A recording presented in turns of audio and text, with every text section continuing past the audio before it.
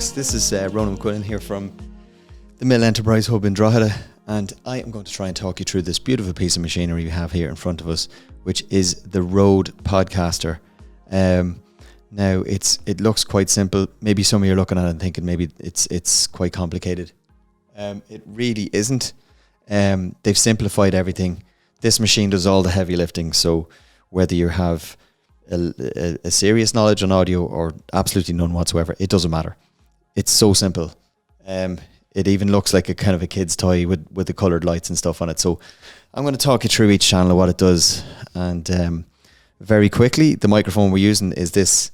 This is the Shure MV7, which is a nice little, it's a baby brother of the Shure SM7B, which Michael Jackson used to record Thriller. So it's a really good microphone. It's really simple. This particular model has a USB. If you're confident to record directly from the microphone straight into your computer, you can tap that in there. You can plug your headphones in. But for now, we have this plugged in to the back of the RODECaster here. And this is channel 1. And if I press channel 1, you'll very quickly see that there's some very basic processing to be done.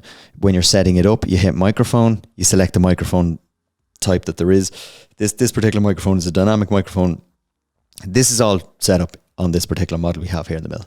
So no need to worry about any of that. Audio processing, it's doing a bit of compression, which is basically taking your lows and your highs and squeezing them all down so that everything gives it that really kind of like radio broadcast kind of sound. De-esser, just in case somebody's quite sibilant when they talk, it'll cut all that out. Makes it kind of radio friendly and podcast friendly. Your high pass filter gets rid of all the really low end of audio, which nobody really hears anyway, so you don't really have to pay much attention to that. So the high pass filter just chops all of that out of it. And we have a noise gate as well. The noise gate is great because when you're recording with this microphone, if I move too far back from the microphone like this, the recording starts to break up. It doesn't really record that well from way back there. So the rule of thumb is when you are recording, keep your mouth kind of your finger to thumb distance from the microphone at most. But try and get in there nice and close. And what it'll do is it'll give you those nice kind of deep tones. The other little effects that it's doing at the bottom here, the big bottom and the oral exciter. Now I can switch them on and off with one switch. Leave them on. That's doing all the heavy lifting for you. That's what's going to get you a good recording for your podcast. So channel 1, you can set this different tone for the type of voice. If you have a deep voice or a high voice or a medium, you're probably better off leaving those at medium, both of them. Channel 2 is set, channel 3 is medium. So yeah, you can leave them alone. It's going to record a good signal from you anyway. Strength, yeah, don't worry about any of that stuff. Again, just this is going to be set up so that it's ready to plug and play. So I'm plugged into channel 1 with my microphone and my headphones, which are these bad boys here, the Audio Technicas. They're already plugged in as well. Channel 1 is on this one here. This controls the volume in my headphones from what I'm hearing. Channel 2 will be this one. And if I had 2 more guests, channel 3 and 4, they would all come in here. So everyone has their own separate volume control for those. So four different headphone settings there for everybody, so everyone can hear nice and.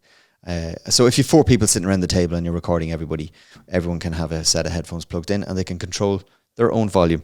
It's a good idea probably to keep them all fairly similar so that everyone hears the same thing. If you're in control of the board while you're recording, you can also use the master out, which is this one here. And there's a left and right for that at the back.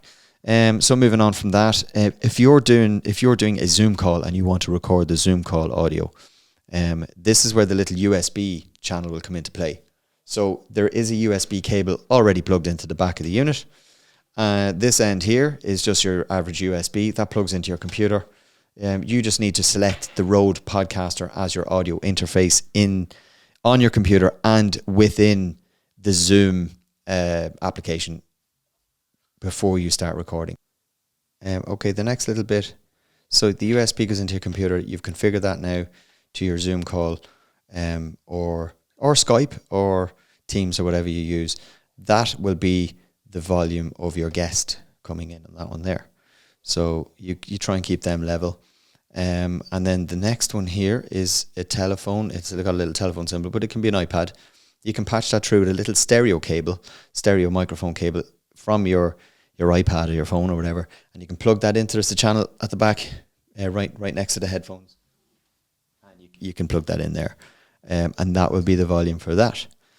This one's very cool. This is the Bluetooth option. So if you press that, it will start to flash and it will give you a notification and that it's looking for a Bluetooth device. So you put your phone on Bluetooth and play your music through that. You can bring that up there. Now, just be careful if you're actually recording your podcast and you've just decided that you're going to use some Taylor Swift or something, copyright issues and stuff like that. So just be careful what you actually are recording onto your podcast. So that's Bluetooth. You can Bluetooth anything in there. You could Bluetooth a guest in from a phone as well if you really wanted to, and you could have a phone guest or somebody on an iPad, maybe on Skype, and you can patch them in too.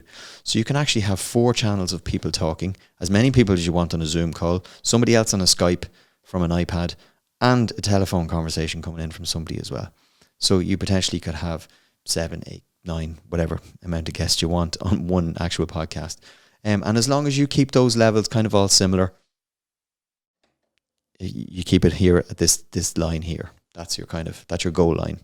Now you can push it a little bit if somebody is very, very weak and has a weak voice or whatever. You think maybe they need to be pushed a little.